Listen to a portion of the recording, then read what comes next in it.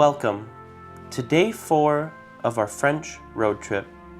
Today, we will be leaving Saint-Malo of Brittany, where we stayed for 2 nights, and returned to the region of Normandy, where we visited Mont Saint-Michel the day before.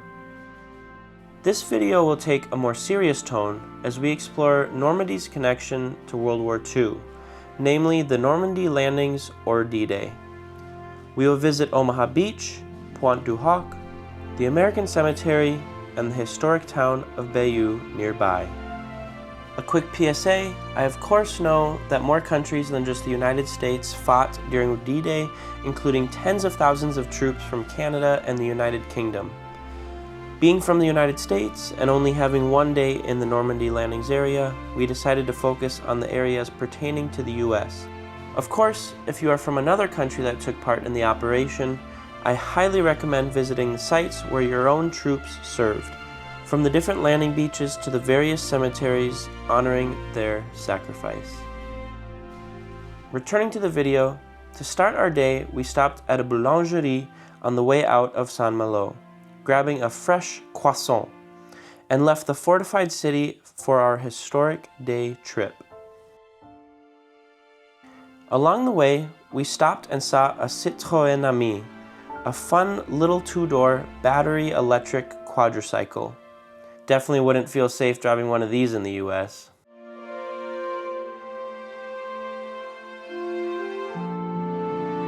We first arrived at the quaint historic town of Bayeux, a serene place to begin our day.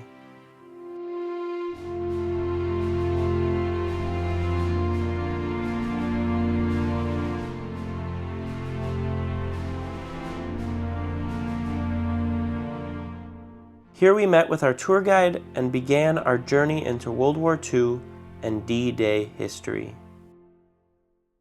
D-Day, also known as the Normandy Invasion or Operation Overlord, took place on June 6, 1944, the largest seaborne assault in history, involving nearly 160,000 Allied troops landing across 5 beaches, namely Utah, Omaha, Gold, Juno, and Sword, and supported by thousands of ships and aircraft. At Omaha Beach, over 34,000 American troops came ashore. Overall Allied casualties on D-Day exceeded 10,300, with about 2,400 at Omaha Beach alone. The entire Normandy campaign would eventually result in over 550,000 casualties. The invasion succeeded in part due to Allied deception tactics, which convinced the Germans the landing would come at Pas-de-Calais instead of Normandy and resulted in the Germans deploying significantly fewer troops along the coast. At the helm of this unprecedented operation was previous President and General Dwight D. Eisenhower, Supreme Allied Commander, whose decisive leadership helped change the course of the war. Soldiers, sailors, and airmen of the Allied Expeditionary Force, you are about to embark upon the great crusade toward which we have striven these many months. The eyes of the world are upon you. The hopes and prayers of liberty-loving people everywhere march with you. Omaha Beach, often called Bloody Omaha, was a harrowing landing zone heavily defended by German forces.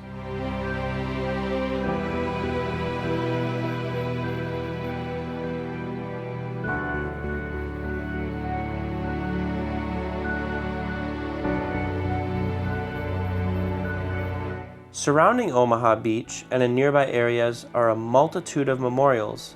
These include the 1st Infantry Division Monument, honoring the 627 killed between June 6th and July 24th. Along with this, on the way to Omaha Beach, you'll notice a big red 1, the nickname for the U.S. 1st Infantry Division. The Combat Medics Memorial, standing on the beach sand itself, commemorates medics who formed the first casualty collection point under fire. The Omaha Beach Memorial Sculpture is a metal sculpture comprised of 3 main elements: the Wings of Hope, Rise, Freedom, and the Wings of Fraternity. Its French name is Le Brave, and it represents the courage and sacrifice of the Allied soldiers who landed on the beach. The 5th Engineer Special Brigade Monument, dedicated to those responsible for clearing beach obstacles, building roads, and moving supplies and troops inland. The National Guard Monument, placed atop an original German bunker, namely WN-72, commemorates the 29th National Guard Division's role of breaking through German lines. And lastly, the Bedford Boys Monument, mirroring the one in Bedford, Virginia, commemorates the tragic loss of 19 men from Company A of the 116th Infantry Regiment, 29th Division. The town, with a small population of 3,200, suffered the highest per capita loss of any town in the United States on that day. On the German side, Heinrich or Heinrich Severloh, a machine gunner in the German 352nd Infantry Division, was stationed at Strong Point WN-62. In his memoir, he claimed to have inflicted over 1,000 to 2,000 casualties during the landings, though historians consider this unlikely, as total U.S. casualties at Omaha were around 2,400. Accounts describe Severloh firing for nearly 9 hours, raking the beach with his MG-42 nest, and later living with the burden of his actions. He was only 20 years old at the time. After the war, multiple resorts set up near Omaha Beach, which at first might seem a bit unsettling as it did for our tour group, but I think our tour guide put it in a good way in that the brave soldiers who sacrificed their lives that day, they were fighting to secure a peaceful and safe future that future generations could have the freedom to enjoy, and in a way, a relaxing beach resort near the same spot where thousands were killed is the pinnacle in terms of showing they succeeded. One way to think about it. Next, we visited Pointe du Hoc, where U.S. Army Rangers scaled 100-foot or 30-meter cliffs under enemy fire to neutralize German artillery that threatened the beaches.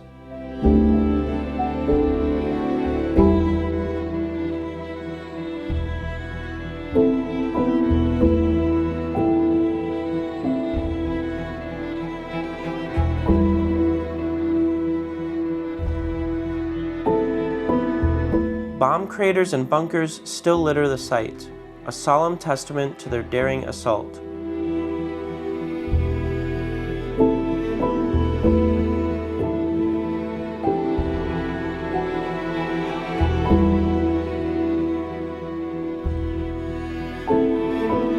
One can still enter these bunkers and see the conditions the German soldiers lived in.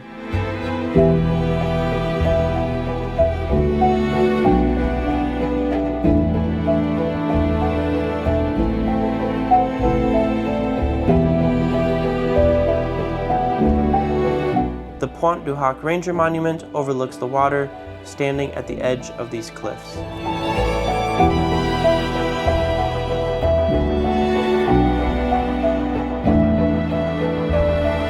Perched above Omaha Beach is the Normandy American Cemetery in Colleville-sur-Mer, the resting place for 9,387 American soldiers. One end of the cemetery features the American Monument, an obelisk overlooking the sea.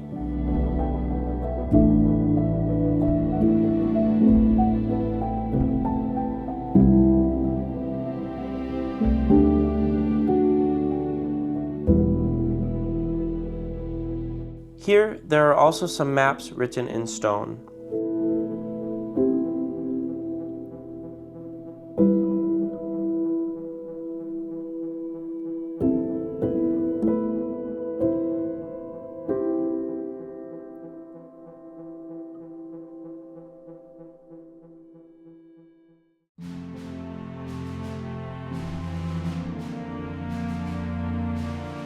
In the center lies a small field altar within a chapel, serving as a quiet focal point amid rows of graves.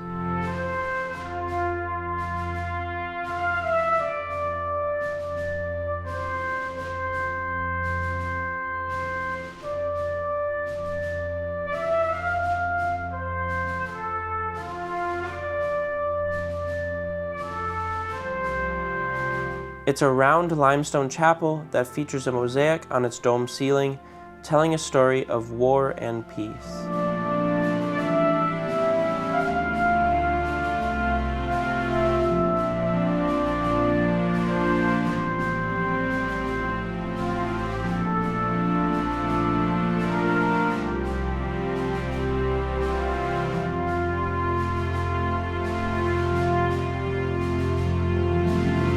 A touching tradition, caretakers rub sand from Omaha Beach onto headstones and markers, a symbolic reconnection between the soldiers' landings and the soil where they lie.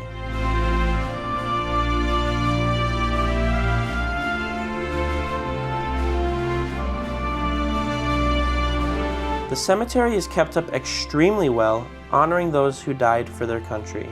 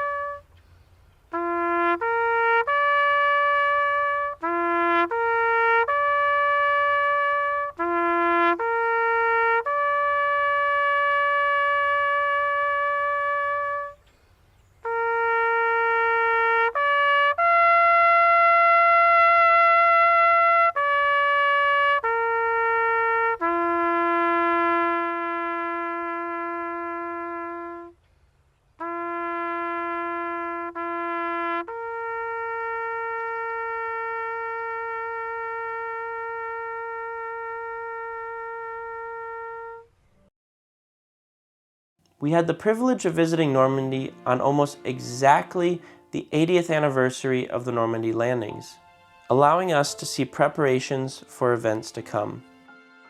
After our tour, we returned to Bayeux.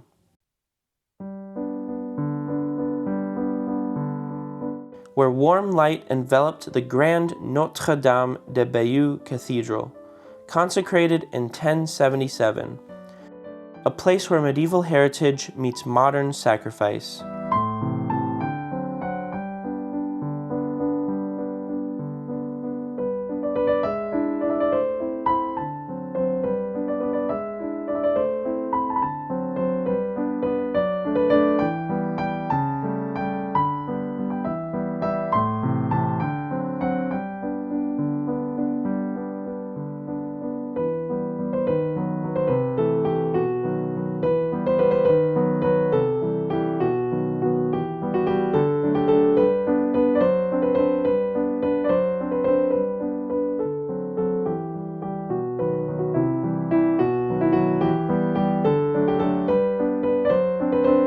Here, you can walk along the historic medieval streets with charming architecture and stop at the many souvenir shops.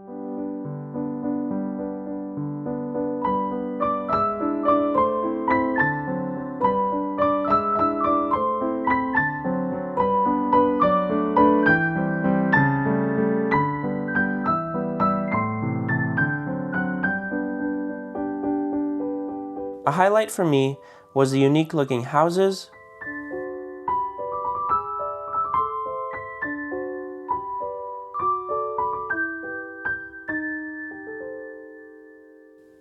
and the livestock nearby.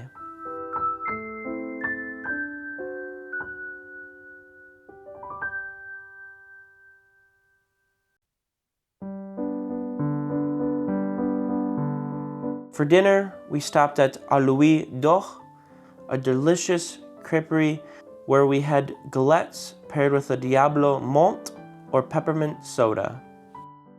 To finish the day, we ventured to our next hotel. Only this hotel was unlike one we'd ever stayed in before. It was a chateau. The Château de Damigny has a history that dates back to the 12th century that one can learn about by means of booklets laid out in each room.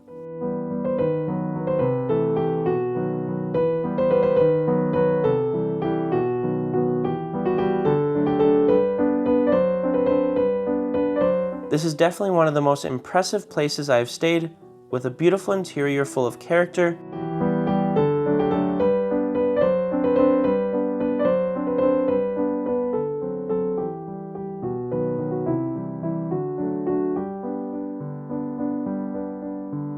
Paired with quiet gardens and orchards one can stroll around.